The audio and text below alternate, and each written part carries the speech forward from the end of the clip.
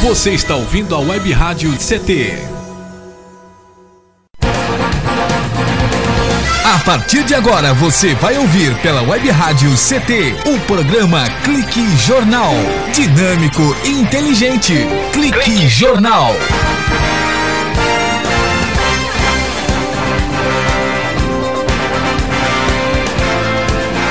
Olá, boa tarde, eu Paulo Silva e a minha colega, a jornalista Shirley Marciano, cá estamos direto dos estúdios da Rádio CT, que é mantida pelo SINDICT para apresentar o Clique Jornal. E a função da Rádio CT é elaborar esta linha de comunicação numa evolução natural e gradativa que o Rádio Web do SINDICT propõe um link entre trabalhadores e sindicato, oferecendo uma programação cultural diversificada com informativos relevantes à sociedade e releases que venham a funcionar como uma prestação de serviços à população no mais eficaz sentido funcional da comunicação. Conosco hoje está de volta ao Brasil o engenheiro Heitor Patiri. Ele é engenheiro de desenvolvimento na área de micropropulsão aqui do INPE, pesquisador do INPE aqui em São José dos Campos. Trabalhou na área de propulsão para a PMN Amazônia 1 e recentemente morou em Cannes, na França, onde trabalhou na Thales Alenia Space, no programa de absorção de tecnologia. Engenheiro Heitor Patiri, que bom tê-lo mais uma vez aqui nos estúdios da Rádio de Ciência e Tecnologia, da Rádio CT. Bonjour! Bonjour, Paulo. Está chegando da França agora, né? Teve que desenvolver uma nova língua lá. Um pouquinho do francês. Falou bastante o francês lá nas padarias, nas ruas. Você acaba sendo obrigado a aprender um pouco da língua, né? Você não tem uma fluência pelo tempo que eu fiquei lá, mas é o suficiente para você se virar. Que coisa. Você aprende a falar com o público na rua, nos restaurantes, padaria, hotéis, bacana. E até conversar bastante com pessoas na rua. Agora, eu tive bastante oportunidade para isso. E pelo fato de ser a cidade de Cannes, né, que tem um festival de cinema, deu para ver algum artista? Bom, lá na França, pelo menos, vê bastante, né? Sim, nós chegamos em Cannes em meados de março, abril, em meados de abril de 2014.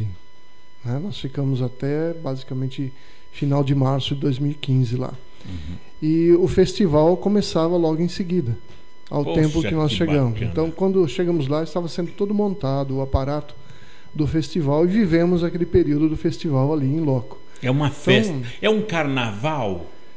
Pode ser. Seria a mesma sensação? É um carnaval localizado, porque os eventos ocorrem dentro de um grande vamos dizer assim, centro de eventos, né? Poxa, que bacana. Com salas de cinemas e palestras, e isso é fechado. Você paga para entrar e tem os convites especiais. Então acaba sendo um carnaval do lado de fora. Aqueles que não entram, né, para assistir os eventos acabam ficando do lado de fora. A gente pode ver na televisão para poder ver o desfile dos artistas que chegam e saem. E os jornalistas também, que ficam aquele corredor de jornalistas e o chamado tapete vermelho. Coisa linda. As limusines param, os artistas descem, fazem aquele desfile num espaço de 30 metros, mais ou menos, sobe a escadaria. Todos sorridentes. Claro, sem dúvida. Muito bem vestidos, como se fosse vestidos de Vision. um baile de gala, né? Mas aquele monte de jornalista filmando, fotografando, e aí eles fazem um pronunciamento simples e depois entram para o evento. E nesse momento a gente vê os artistas de pertinho. E isso a toda hora ou só à noite? Não, durante o dia. Isso ocorre durante o dia, essencialmente. À noite vai até um determinado horário. Eu não estive lá à noite, eu estive durante o dia, no fim de semana, né, quando eu pude ver. Que maravilha. Mas pude ver o Stallone, pude ver a Sharon Stone, pude ver alguns artistas assim. Olha só que legal, maravilha. Quer dizer, fez uma pontinha no filme, não é? Assim, não deixa de ser. Participei de longe. Que bacana. Engenheiro, Conte um pouco a sua história com a engenharia espacial. Minha história em engenharia espacial. Bom, eu estou há 27 anos no INPE. Poxa. Entrei no INPE em 88. E a minha história ela vem desde criança. Uma paixão por aviões. Eu sou de Pirassununga, no interior do estado de São Paulo. Morava num sítio bem próximo da base aérea de Pirassununga, na escola de cadetes. E eu vivia a minha infância toda vendo os aviões passando por cima da minha casa. Que coisa! Então aquilo foi me trazendo uma verdadeira paixão, no sentido de querer um dia estar voando. Né? Meu sonho era ser piloto. Mas, infelizmente, um problema de miopia, né, na vista não foi permitido os exames médicos para ser piloto. Aí eu fui seguir engenharia. E seguindo engenharia sempre com aquele sonho de fazer uma engenharia ligada àquilo que eu sempre gostava. Que era aviação. Aviação. Acabei não indo para a aviação, acabei indo para a área de energia, trabalhando em empresas em São Paulo, bem distante da aviação. Mas é o chamado destino, né, que Deus nos põe. Eu acabei vindo ao INPE exatamente pelo fato de eu ser um especialista na área de salas limpas e área de ar-condicionado, área de troca térmica.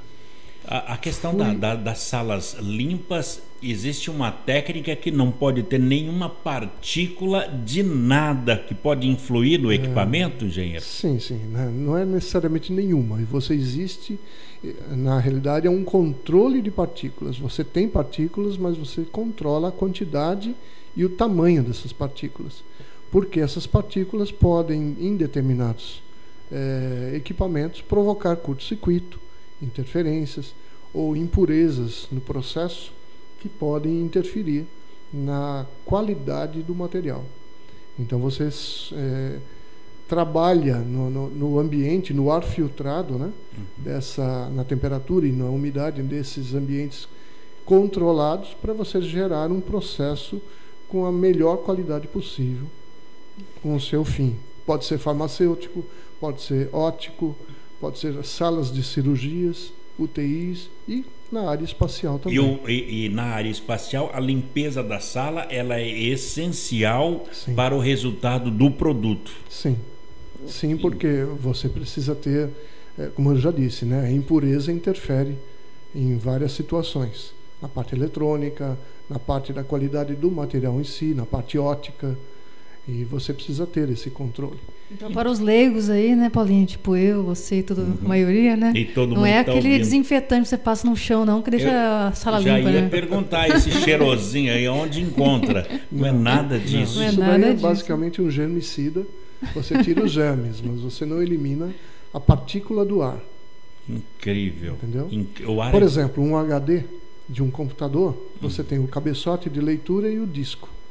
A distância entre esse cabeçote e o disco, a unidade de processamento, por exemplo, uma delas que eu participei de um projeto em São Paulo, se você tiver um fio de cabelo, o fio de cabelo é na ordem de 3 vezes maior o diâmetro dele do que a distância entre esse cabeçote e o disco. Poxa vida!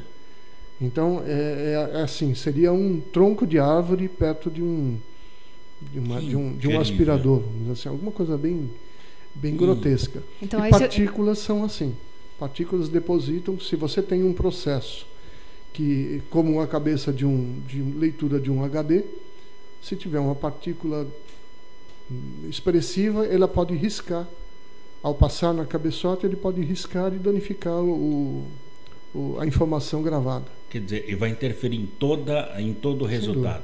Sem dúvida. Bom, mas então daí você começou então a trabalhar em áreas limpas. Isso, eu fui contratado em 88 para trabalhar no LIT.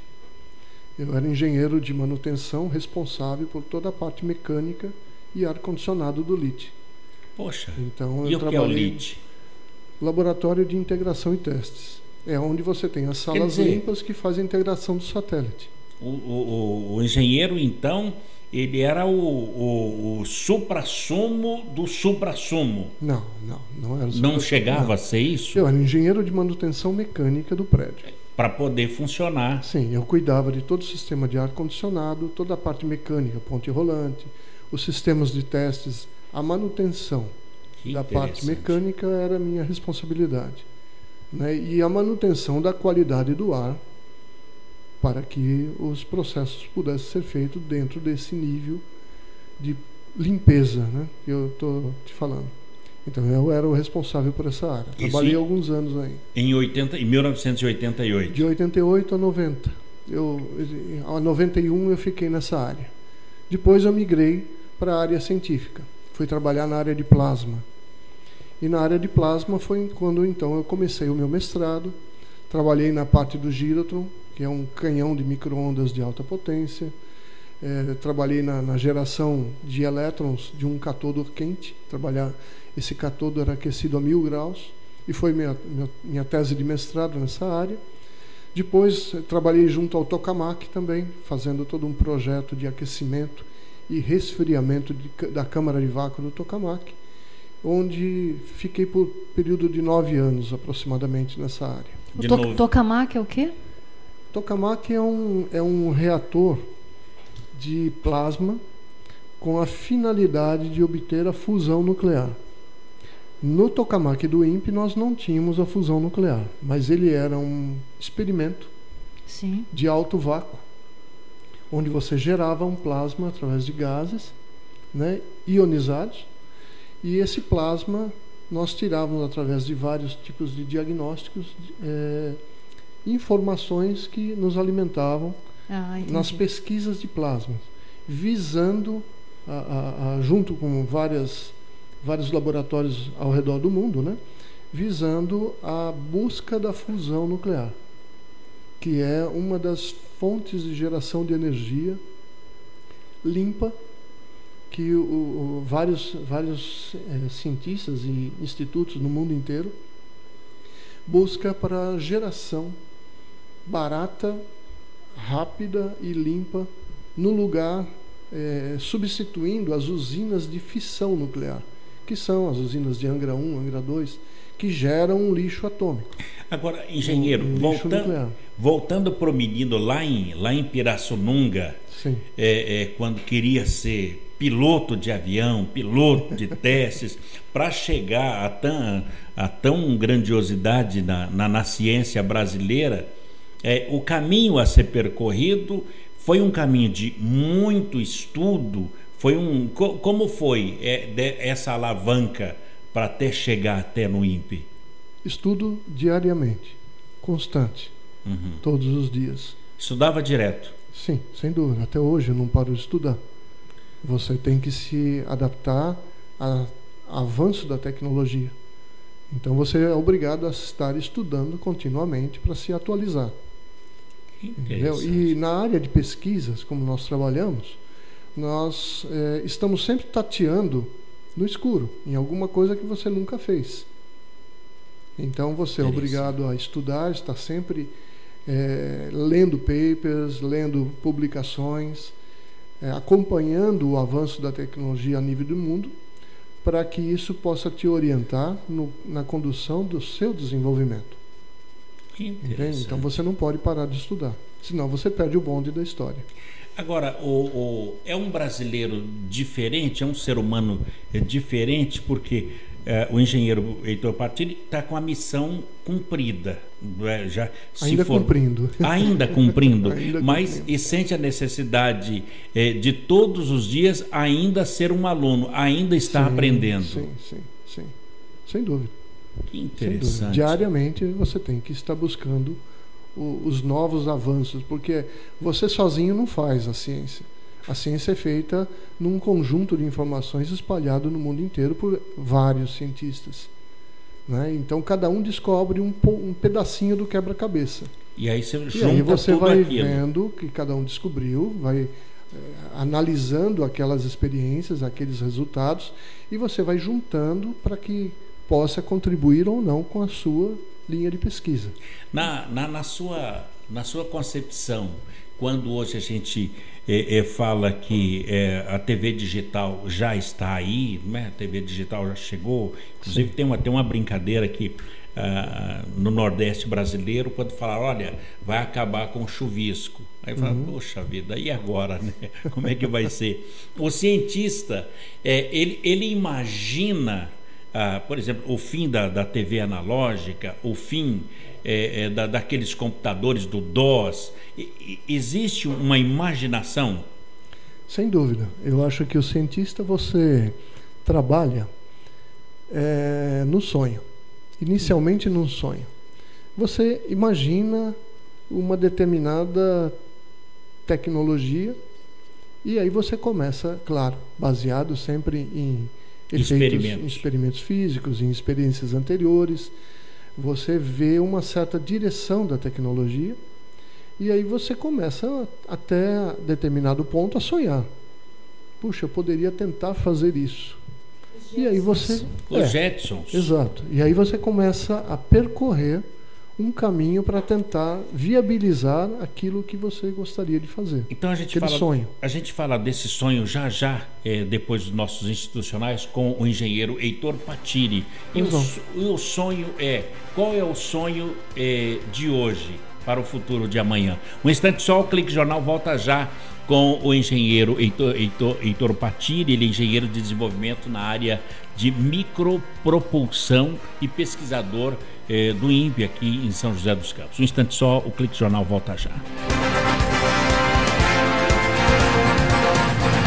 Você está ouvindo pela Web Rádio CT, o programa Clique Jornal.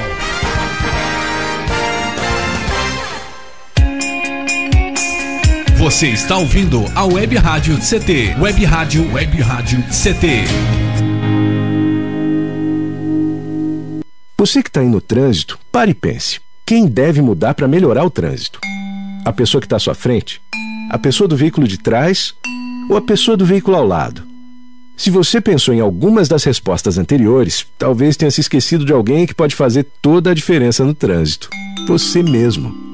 O trânsito só muda quando a gente muda. Pare, pense, mude. Parada. Pacto Nacional pela Redução de Acidentes. Denatran, Ministério das Cidades, Governo Federal. Vamos acabar com a dengue. A sua participação é muito importante. Evite o acúmulo de água parada em pratos de vasos, plantas e xaxins. Lave bebedouros de aves e animais e troque a água pelo menos uma vez por semana. Mantenha bem tampados poços, caixas d'água, tambores e outros depósitos de água. Guarde garrafas vazias de cabeça para baixo. Tudo isso é fundamental, porque você já sabe, água parada, perigo de dengue. Água é vida. E vida não se desperdiça. Se o consumo de água está alto em seu condomínio, peça ao síndico uma revisão nas instalações hidrossanitárias do seu prédio. Conserte os vazamentos na sua casa.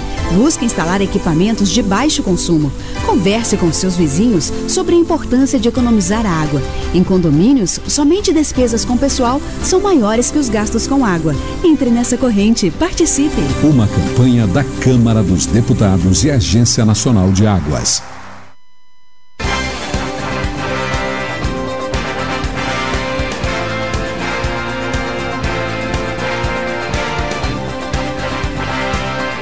De volta aqui no Clique Jornal, jornal da Rádio CT, a rádio de ciência e tecnologia do setor aeroespacial. E lembrando que já está disponível a nova edição do jornal do SINDI-CT. Daqui a pouquinho a Shirley vai trazer maiores detalhes a respeito da nova edição do jornal do SINDI-CT para você que é associado do SINDI-CT, poderá tranquilamente receber o seu exemplar do SINDI-CT, que traz notícias interessantíssimas da turma das organizações sociais que quer privatizar a gestão do INPE. Essa é a manchete, onde fala ainda que não há evidência da necessidade de mudança e reage o Peronde, que é o diretor do INPE aqui em São José dos Campos. Depois a gente vai pedir até para o Heitor comentar sobre essa questão da OS também, porque é legal. As organizações sociais, Isso mesmo. Ele vai fazer um comentário também, que ele está no INPE. Afinal de contas, isso se interessa muito a todos que trabalham no INPE, né? Olha só, pois não. De repente um nerd acaba dirigindo também. Bom, estamos aqui com o Heitor Patiri, ele é engenheiro de desenvolvimento na área de micropropulsão. Olha, antes de retomar e falar dos sonhos da ciência para amanhã, o que seria a micropropulsão? Bom, micropropulsão, o nome já próprio diz, é um pequeno propulsor, certo? Que ele é embarcado em satélites. Você tem o propulsor, que a gente gosta e comumente vê em televisão, que é o foguete. Exato. Em si. Você tem, são os propulsores de grande porte. Mas o micropropulsor é um propulsor semelhante àquele, só que pequeno. Alguns do tamanho de uma caneta, alguns do tamanho de um copo. E tão potente quanto? Não. Não? Não. proporcionalmente a potência é menor em função do seu tamanho. Por quê? O foguete você precisa ter bastante potência para sair do chão numa velocidade zero e acelerar até você atingir a órbita necessária com a velocidade necessária para colocar um satélite em órbita. Aliás, da Terra até a órbita é quantos quilômetros? Isso varia muito. Varia muito em termos de missão. Ponto. Você acima de 100 quilômetros, você pode dizer que você já estaria num espaço. Sim. Mas a órbita normalmente considerada baixa é uma órbita em torno de 700 quilômetros de altitude. Poxa. Uma órbita intermediária estaria na faixa de 5.000 quilômetros. E a geoestacionária, no caso do SGDC, 36.000 quilômetros de distância. Para que o satélite fique lá, aonde estão aquela estação espacial, está a quantos quilômetros, mais ou menos? Em torno de 300 a 350 quilômetros de altitude. Puxa Ela vida. é bem mais baixa. Bem mais baixa. Bem mais baixa. Engenheiro, então a micropropulsão, ela está dentro do satélite. Do satélite, sim. E a partir daí é que ela vai... são propulsores que você coloca dentro dos satélites para gerar força. Para quê? Você usa essa força para fazer a chamada correção de órbita e atitude. Você quer que o satélite fique numa determinada órbita e numa determinada posição em relação à Terra, em relação ao Sol, para obter energia nos painéis solares, em relação a uma estrela, para você ter um posicionamento sempre em 3 eixos. Então, um posicionado à Terra, ao centro da Terra, outro posicionado ao Sol para a obtenção de energia e o outro eixo posicionado a uma estrela para você ter uma terceira referência, para que ele fique fixo nessas 3 posições. Por que isso? Porque você quer fotografar a Terra ou você quer direcionar uma antena para comunicação. Então você precisa ter precisão de posicionamento tanto na órbita como essa órbita em relação a uma antena no solo ou uma posição que você quer tirar uma foto, por exemplo. Então o propulsor faz com que você pegue um satélite que está inicialmente numa órbita errada, onde o foguete coloca ele numa órbita que não é a órbita correta. Você usa esses propulsores para levá-lo na órbita correta e girar esse satélite, posicionando ele nesses 3 eixos e em relação ao objetivo que você quer. Teleguiados então, aqui pela base. Sim, sempre monitorado e com comandos aqui do solo. Como o engenheiro citou aí a questão de buscar a energia do solo, do sol, e também está vindo da França, onde morou e trabalhou lá na Thales Alenia Space. Você poderia fazer um breve comentário a respeito da nave Rosetta? E que loucura foi essa de se imaginar que depois de 10 anos no espaço conseguiu colocar em cima de um cometa, mas quando chega lá ele deu uma viradinha, ele está na sombra, essa nave, ela foi inclusive uma nave que foi feita por contribuição da Thales lá na França. Poxa, então durante o pouso dela no cometa eu estava lá e acompanhei lá junto com a equipe por monitores externos, né? Estava na sala de palmas lá ou não? Não. Estava no monitor externo acompanhando a equipe lá no sucesso. É uma sonda espacial que ela tem uma órbita, um caminho no espaço, vamos dizer assim, programado ao longo de 10 anos, em função da órbita desse asteroide, ou desse cometa, vamos dizer assim, ele fazer a interceptação. Então, essa sonda, ela não foi direto para esse cometa. Ela vai, passa numa órbita, volta, passando perto da Terra, usa a gravidade da Terra como uma impulsão. Incrível! A gente chama de estilingue gravitacional. Né? Você usa a gravidade da Terra, ela passa raspando e a própria gravidade do planeta acelera ela. Então você vai atingindo órbitas cada vez mais distantes, até colocar isso de forma bem calculada, colocar ela numa órbita de interceptação do cometa. E foi o que aconteceu da Rosetta. Aí ela soltou um módulo, que é um módulo que desceu até ela, mas ao descer você tem efeitos, né, de toque no chão, e ela quicou no chão, ela ficou pulando e acabou caindo num espaço onde tinha sombra. E dentro da órbita o Sol não batia. E aí o painel solar dela não conseguiu adquirir a quantidade de energia suficiente. Ela precisou entrar num processo de hibernação para não morrer, né? Entrou num processo de hibernação. Ela desliga para poder economizar energia, esperando a órbita desse cometa. Mas, inclusive, isso foi calculado também, isso há 10 anos atrás, pelos cientistas? Não, isso daí foi uma situação emergencial. Que maravilha! Né, por ela pousar num local que não era o esperado. Aí teve que se tomar decisões emergenciais para que ela dormisse e esperasse um momento onde o Sol voltaria a bater nos painéis, e aí acordá-la novamente com energia suficiente para transmitir os dados que... E agora? Acordou? Acordou, não totalmente, porque o Sol bate na região onde ela está, não de forma... Eu não tenho ainda os informes precisos, né? Mas parece que ela acordou parcialmente. Então ela está conseguindo mandar alguns informes... E ela vai poder levantar dali ou não? Não, ali ela fica. Ela tem um módulo que fica em órbita desse cometa, adquirindo passando informações. Por ela. Isso. É um módulo que entrou em órbita do cometa e soltou essa sonda. A sonda está no solo e esse módulo está em órbita dele. E fica obtendo informações, esse módulo transmite para a Terra. E o que é que esse experimento... Bom, para o ouvinte ter uma ideia, engenheiro Heitor Patiri, foi lançado há 10 anos, ela está há 10 anos, acho que talvez a viagem mais longa de uma sonda. Não é ainda? A Voyager, né? Bateu 50 anos aí. 50 anos. Poxa, então 10 anos foi uma viagem curtinha. Sim. Considerando em distância espacial, é curta. E o que é que ela está trazendo para a ciência informações humana? Geológicas, informações do solo, tentando ver...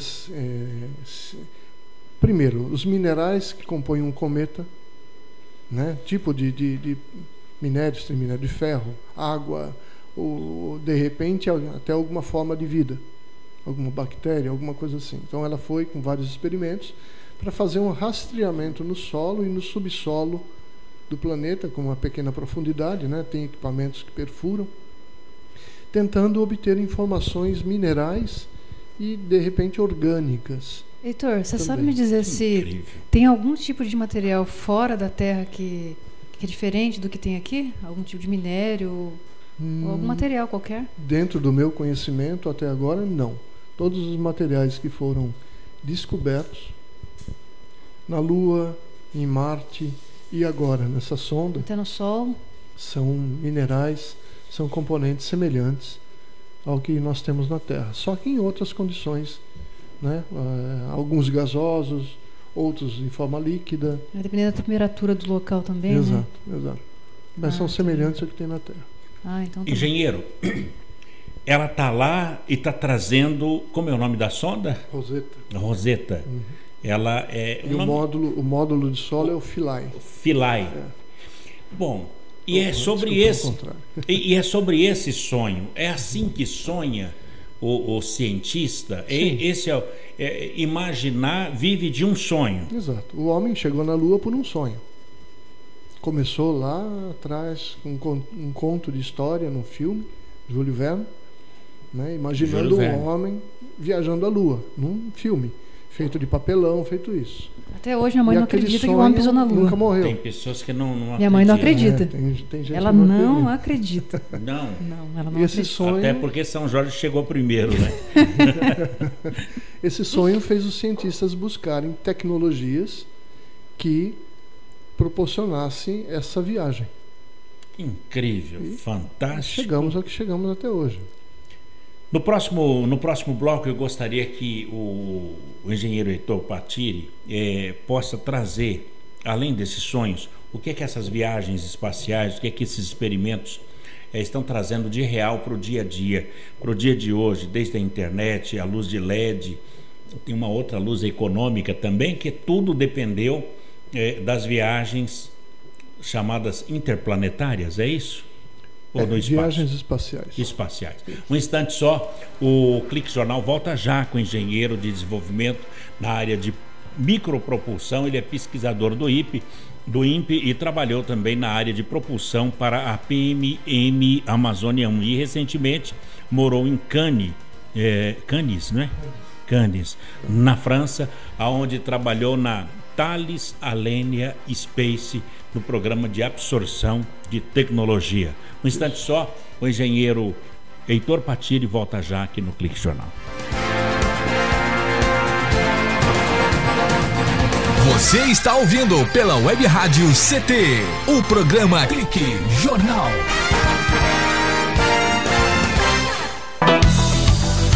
Fique bem informado com a Web Rádio CT.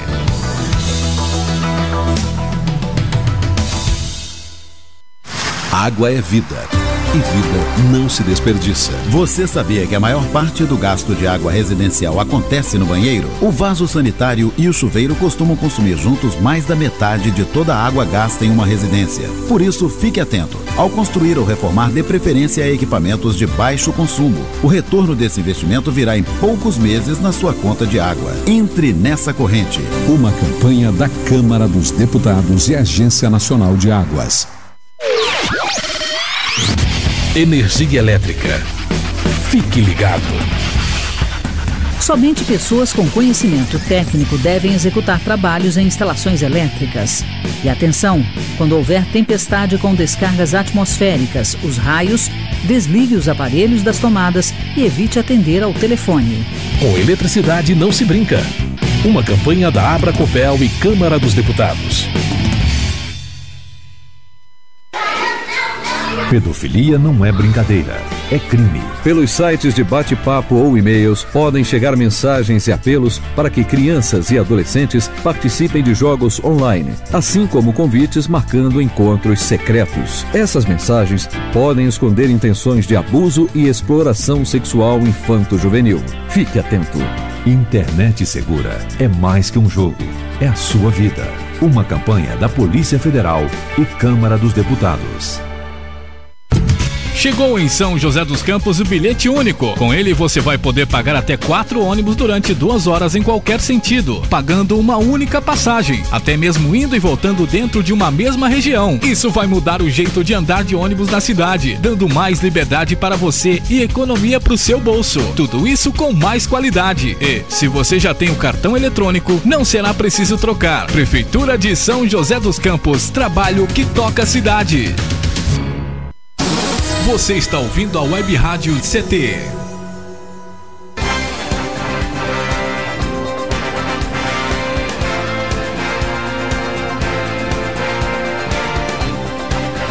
Muito bem, estamos de volta já no terceiro bloco aqui do Clique Jornal de hoje com a entrevista do engenheiro Heitor Patiri. Engenheiro, você falou, parece que 2, mas eu quero te perguntar mais ao senhor. Em quais projetos o senhor já esteve inserido aqui no INPE? Aqui no INPE? Bom, como eu já te disse, né, no Girotron e no Tokamak, na época que eu trabalhei no Plasma, no departamento de Plasma, e depois disso eu fui para a engenharia de satélites, no departamento de engenharia e controle. o DMC. Nesse departamento eu fiquei alocado na área de propulsão. Então, dentro da área de propulsão, eu trabalhei em alguns propulsores, desenvolvimentos de propulsores, junto com um colega, o Nivaldo Rinkel. Na realidade, a pesquisa era dele, eu fui assim um coadjuvante, mas eu entrei basicamente forte junto ao sistema de propulsão da PMM, onde eu fui engenheiro responsável pelo INPE. O sistema de propulsão foi desenvolvido por uma empresa, a Fibraforte, aqui de São José dos Campos, e o projeto inicialmente startou no INPE, e ela foi aquela que desenvolveu todo o subsistema baseado nos nossos requisitos. E eu fui o engenheiro responsável do INPE em acompanhar esse projeto, até a qualificação dela e gerar o chamado modelo de voo desse subsistema, que está aguardando agora a integração do satélite e futuramente o lançamento dele. E ele já está pronto? Já está pronto, 2 unidades. Quais são as principais dificuldades na área espacial hoje, olhando pelo INPE? Recurso, um recurso consistente para a pesquisa espacial, né? Porque nós temos, pela história nossa, recursos que tem tem e não tem. É tipo dentro de serra. Tem hora que tem hora que não tem. Hora que tem, não tem. Então, e a hora que mais precisa é a hora que não tem. Você, na realidade, para você ter um desenvolvimento espacial, você precisa ter um recurso contínuo. Porque você não tem como parar. Se você para, você perde o bonde da história. Você volta. Aí depois, para você retomar, é muito mais caro em termos de recursos necessários do que você ter um recurso contínuo dando sequência Se tivesse... É igual a sua casa lá, Paulinho, que você está construindo. Você vê, ó. Na sua casa que você está construindo há 10 anos lá. E aí para, e quando dá aquela parada, daqui a pouco passa a chuva, leva toda aquela areia que está parada lá. A areia vai embora. Boa, bela comparação. Equipamentos que você adquire, por exemplo, um computador. Você está com um computador fazendo todo o seu desenvolvimento, todo o seu cálculo de projeto, e de repente você para, você não tem como comprar um computador novo, mais potente, você não tem como atualizar os softwares que estão constantemente sofrendo revisões, você perde o bonde da história. Quando você tem que restartar o seu projeto, você tem que comprar uma máquina nova, porque aquela que você tinha já ficou obsoleta. Perdeu e seus os softwares que você utilizava já não são mais viáveis no software novo. Muitos deles não rodam. Então você tem que obrigatoriamente comprar softwares novos para poder rodar novamente a mesma coisa. Então você gasta muito mais e você perdeu tempo com isso. É um pequeno exemplo. No caso de satélite, você compra um equipamento. Se você não lança ele por uma parada ocasionada por verbas, certo? Aquele equipamento ele tem uma vida útil. No caso, por exemplo, de uma bateria, ele tem uma vida útil, mesmo sem usar. Ela morre, ela deixa de funcionar. Você acaba sendo obrigado a jogar lá fora e ter que comprar uma nova, porque o seu projeto parou. Incrível. Então você investiu e jogou dinheiro fora. Aí se torna muito mais caro, porque você vai comprar de novo a mesma coisa. Nesse caso, não dá para acreditar que o Brasil tem condições de se tornar referência nessa área, né? Olha, existe condições. O que falta, como eu te disse, é um plano dado pelo governo federal, a vontade política de querer fazer pesquisas espaciais. Primeiro, precisa ter uma vontade política, e isso independente de governo, de quem está, quem é o presidente ou não. Isso tem que ser um programa nacional, um programa que vem por decisão de Congresso, por decisão de um parlamento, por decisão de presidente, sem dúvida, certo? Mas que transcende a mudança de um presidente para outro, ou de um partido para outro, de política de uma para outra. Tem que ser uma coisa séria, uma decisão institucional, uma coisa de governo. Quer dizer, para a tecnologia, para a ciência, no Brasil deveria ter cláusulas pétreas. Exato. Se você quiser na área de ciência e tecnologia. Sem dúvida. Porque os governos são muito diferentes um do outro. O Programa Espacial Americano aconteceu isso. Eles decidiram que eles iam levar um homem para a Lua. Pronto. Sem dúvida. E aí começou toda pesquisa espacial, começou todo um programa de construção, desenvolvimento de empresas e da própria NASA, de institutos de pesquisas diversos, universidades, todos eles num grande esforço para desenvolver. Existia a Guerra Fria, existia uma competição com a Rússia, isso foi um motivador. Mas houve a decisão. E essa decisão até hoje não parou. Independia de governos. Exato. E independe até hoje. Independe até hoje. Tanto que o desenvolvimento deles é crescente e contínuo.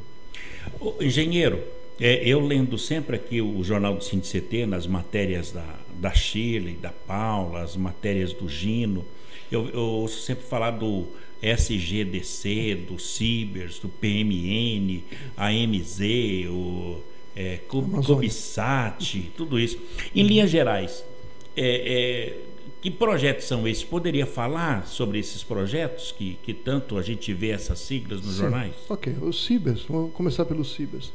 É um programa sino-brasileiro, é um programa de acordo internacional entre Brasil e China, né, para a produção de um satélite de observação da Terra que atendesse necessidades da China e do Brasil. Então, é um programa que vem ao longo de vários anos, certo, se perpetuando no desenvolvimento de satélites com esse objetivo. E as tecnologias, tanto do lado chinês como do brasileiro, estão sendo desenvolvidas e aprimoradas de um satélite para outro.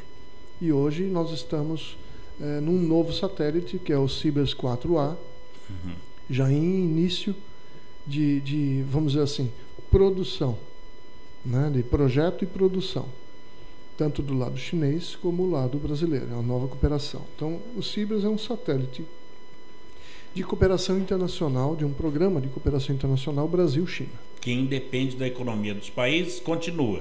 Ele continua. Essa é uma das decisões governamentais. Que maravilha. É uma decisão de cooperação internacional e existe o comprometimento de verbas e políticas que viabilizam esse desenvolvimento. Muito bem. A PMM Amazônia. A PMM Amazônia é um satélite que foi inicialmente idealizado pela AEB, onde o INPE entra como um fiscal de contrato técnico. E a Agência Espacial Brasileira é a dona do contrato, é quem gerenciou o contrato junto com um grupo de empresas nacionais, no sentido de viabilizar o desenvolvimento espacial no âmbito empresarial, capacitar as empresas para produzirem equipamentos espaciais para satélite e outros. O nome é P? É Plataforma Multimissão, PMM. A PMM é um módulo de serviço. Ela pode ser utilizada para vários tipos de carga útil. Né? Então, você tem um módulo de serviço padrão e você põe como carga útil dela vários tipos de experimentos. Como se fosse um caminhão com carroceria. Como se fosse um caminhão com uma carroceria vazia, e você carrega dentro da capacidade desse caminhão, você carrega a carga que você quiser. Muito bem. Né? E ele transporta essa carga, no caso em órbita, para que essa carga faça o efeito dela. Então, a PMM é isso. É PMM AMZ, que é Amazonas. Amazônia seria o nome dado ao satélite total, com a carga útil, que é uma câmara para observação da Terra. Entendeu? A PMM é só o módulo de serviço. O Amazônia é um satélite que tem a PMM como módulo de serviço e uma carga útil, que é uma câmera para fotografar, no caso de desmatamento, utilizado para vários fins. E o CubeSat? CubeSat são pequenos satélites, né, no tamanho de uma caixa de sapato, uma coisa assim, mais ou menos, para você ter uma ideia do tamanho dele, né, até um pouco menor que isso. São pequenos experimentos a nível de satélites científicos, onde você põe ali dentro pequenas cargas úteis para testes de equipamento eletrônico, um chip, uma pequena câmera para fotografia, ou alguns sensores para mapear o espaço, os efeitos no espaço. Né? Então, são satélites pequenos, baratos, rápidos de serem feitos, mas que cumprem missões bem curtas e bem definidas. Você não tem uma vida útil longa deles. Então são satélites que têm o seu viés mais para o lado científico, para você poder testar e capacitar alguns equipamentos. E o SGDC? SGDC. Esse também está bem falado. É cooperação com outros países? Não, o SGDC é um satélite geoestacionário de defesa e comunicação. São as siglas, né? SGDC. É um satélite que está sendo comprado da França, onde eu estive lá participando desse programa. É um satélite comprado para gerar telecomunicações no âmbito militar, telecomunicações privadas, e também prover a parte de banda larga, para a que internet. seria a internet rápida que o governo quer levar às áreas mais remotas do país, como a Amazônia, Nordeste, onde você tem a dificuldade de levar a internet via cabo ou via algum outro instrumento. Você supre via um satélite, atingindo o território brasileiro todinho, inclusive a chamada Amazônia Azul. Com internet rápida. Com internet rápida, com a aplicação basicamente educacional. Nossa. Escolas e todas as áreas públicas, universidades. Bom, SG, Satélite Geoestacionário de Defesa e Comunicação. Depois eu queria conversar com o Heitor também sobre a transferência de tecnologia feita lá na França. Exatamente, porque esse SGDC ele foi comprado da França. Foi comprado integralmente da França. Pronto, se venderem com a patente está bom, né? A gente vai para um breve intervalo, a gente volta já para o último. Olha, foi muito curto a entrevista, mas teremos muito mais daqui a pouquinho com o engenheiro Heitor Patiri, ele que é engenheiro de propulsão. O nome mesmo é Engenheiro de Desenvolvimento na área de micropropulsão e pesquisador do INPE, que está nos dando esta aula de tecnologia e ciência aqui na Rádio CT. Um instante só, a gente volta já. Você está ouvindo pela Web Rádio CT, o programa Clique Jornal.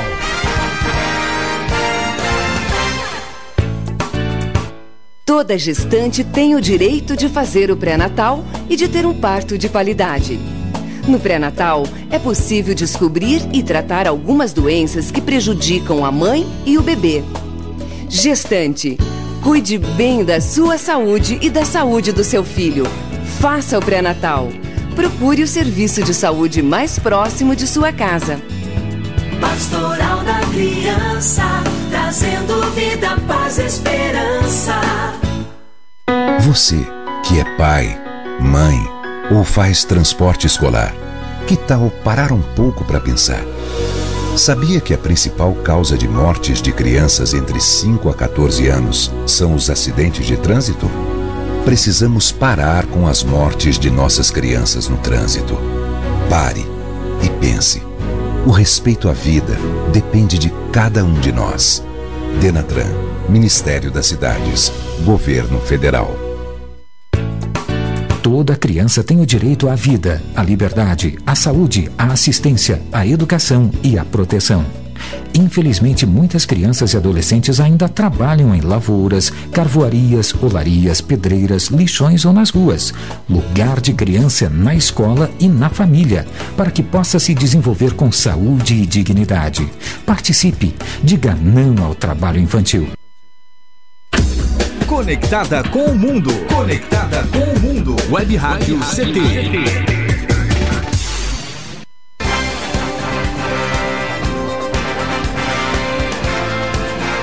Muito bem, estamos de volta no último bloco. Dá uma saudade do carnaval, né? E a gente começou essa conversa falando sobre o carnaval na França, como seria lá em Cannes. Mas o engenheiro Heitor Patiri está aqui nos falando sobre vários assuntos de ciência, tecnologia e do INPE também. Agora, engenheiro, qual a sua opinião? Porque está no Jornal do SINDICT, agora em manchete, dizendo o seguinte: turma das organizações sociais quer privatizar a gestão do INPE. E a pergunta é essa: qual a sua opinião sobre a questão do INPE tornar-se uma OS, que é uma organização social? Essa é uma questão muito importante. A história da organização social parece um cometa, né? Ela vem de tempos em tempos e todo mundo fica assustado pensando que vai bater na Terra, né? Mas nada acontece. O que acontece é o seguinte: organização social para um instituto de pesquisa como o INPE e outros ao longo do Brasil é o tipo de estrutura que não cabe para o INPE. Por que isso? Uma organização social, na realidade, trocando em miúdos, significa privatizar o INPE. E o INPE é um órgão que trabalha com pesquisa, no caso, pesquisa espacial. E pesquisa significa, muitas vezes, dinheiro a fundo perdido. Porque você pesquisa, como eu disse, tateando no escuro, sem saber exatamente o resultado que você vai alcançar. E você precisa de recurso para isso. Muitas vezes você tem êxito, você consegue ter resultados bons. Outras vezes não. Quando você tem resultados ruins, não quer dizer que seja ruim.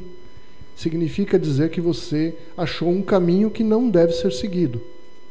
Então você vai mudar de caminho.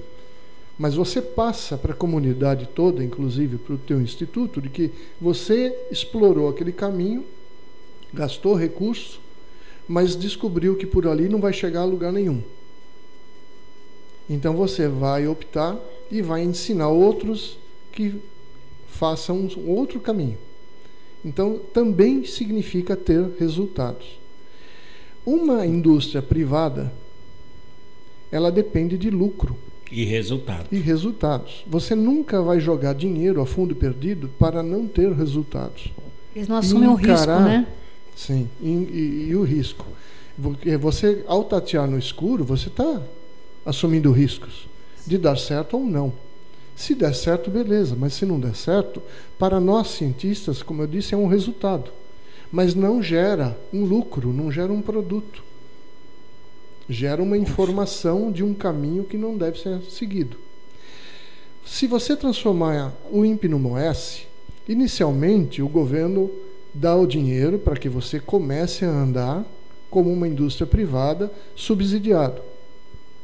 Mas gradativamente o programa da OS significa ir reduzindo os recursos para que você possa andar pelas suas próprias pernas, obtendo recursos do seu trabalho.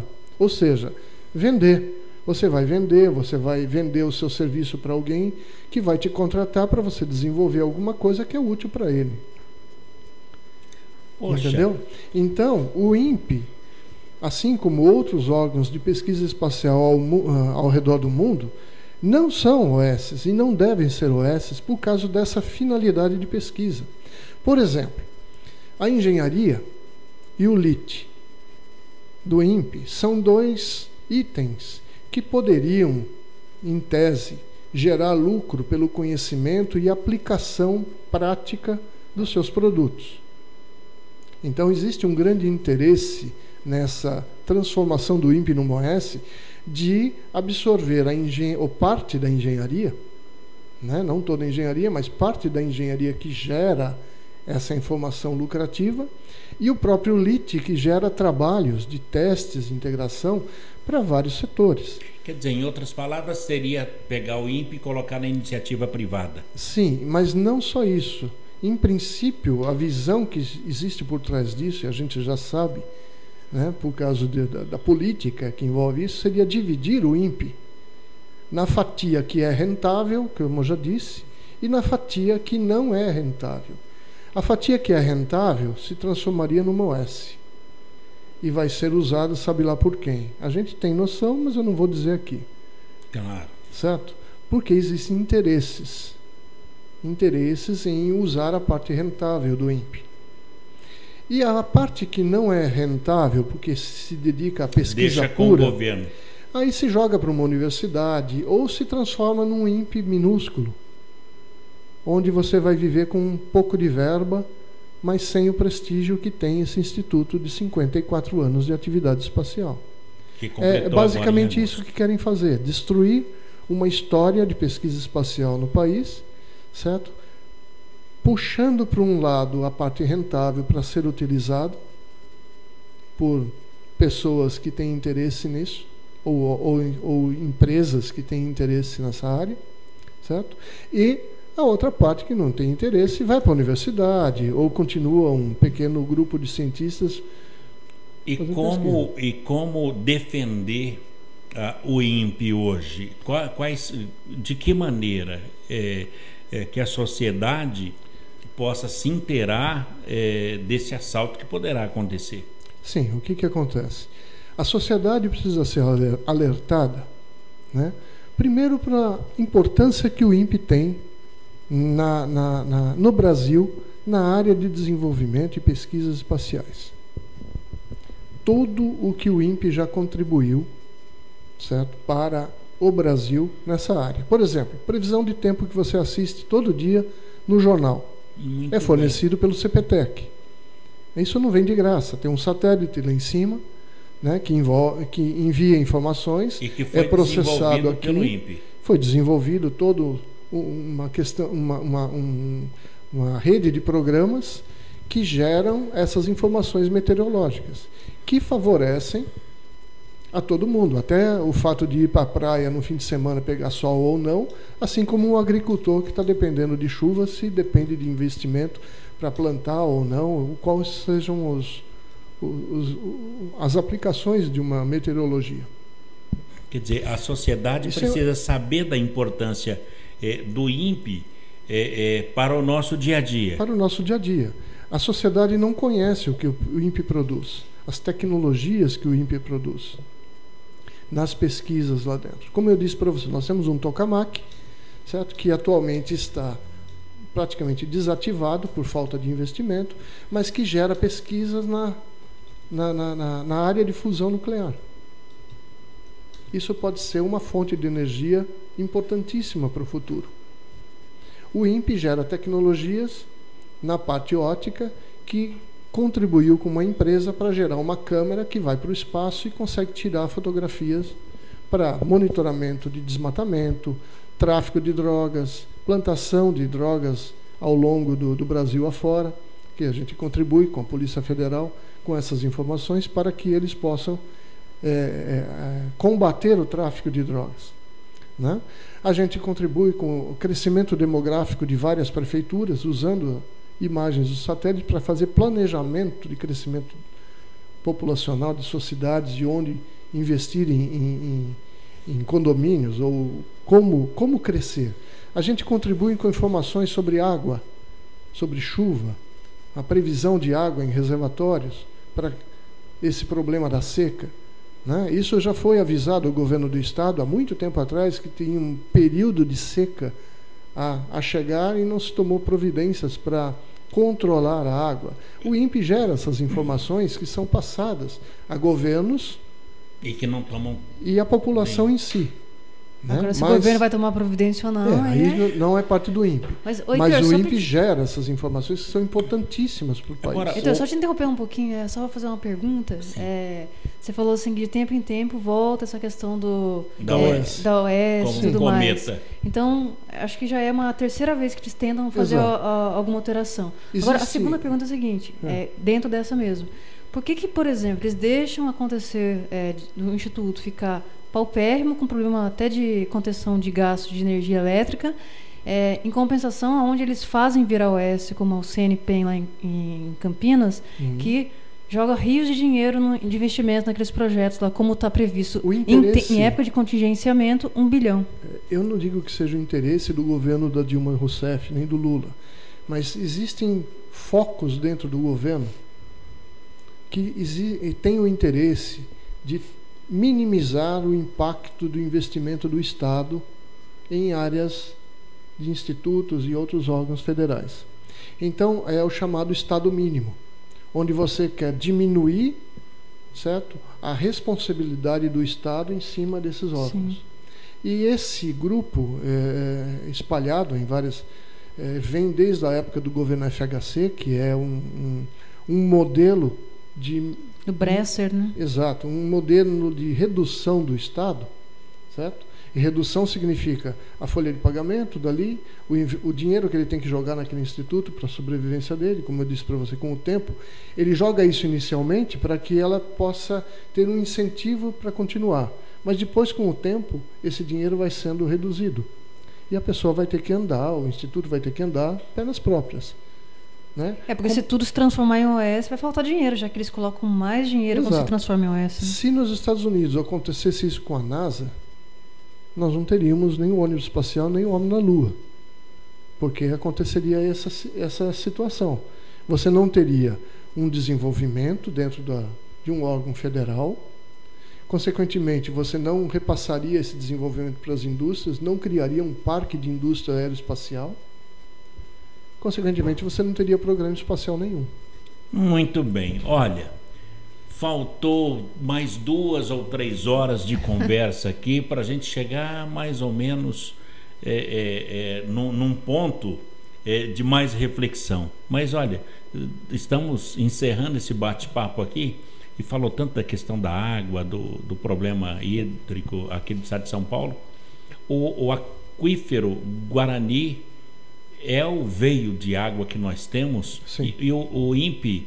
Mas está reduzindo. Está reduzindo também? Por questão da seca. Né? Palavra de um pesquisador do INPE. Engenheiro Heitor Patiri, em nome do SINDCT, quero agradecer pela sua presença e convidá-lo já a agendar com a Shirley para outras e outras vezes falar sobre ciência e tecnologia aqui na Rádio CT, tá certo? Ok, fico à disposição. Obrigado. Muito obrigado pela sua participação aqui no Clique Jornal. Ficamos aqui no espaço. Nossa, excelente. E essa explanação dele sobre o OS também, a visão muito boa. Muito boa. Heitor Patiri, engenheiro de desenvolvimento na área de micropropulsão, ele é pesquisador do INPE, trabalhou na área de propulsão para a PMN Amazônia e recentemente morou em Cannes, na França, onde trabalhou na Thales Alenia Space, o programa de absorção de tecnologia, e foi o entrevistado de hoje aqui no Clique Jornal. Ponto final, a apresentação foi aqui do Paulo Silva, trilha sonora modulada pelo Eduardo Aparecido. A nossa editora é a jornalista Shirley Marciano, diretor de comunicação, engenheiro Gino Genaro, e o presidente do SINDCT é o também engenheiro Ivanil Elisiário.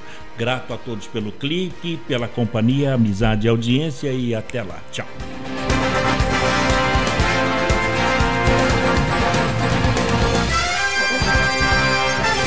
Você ouviu pela Web Rádio CT Clique Jornal. Clique Jornal.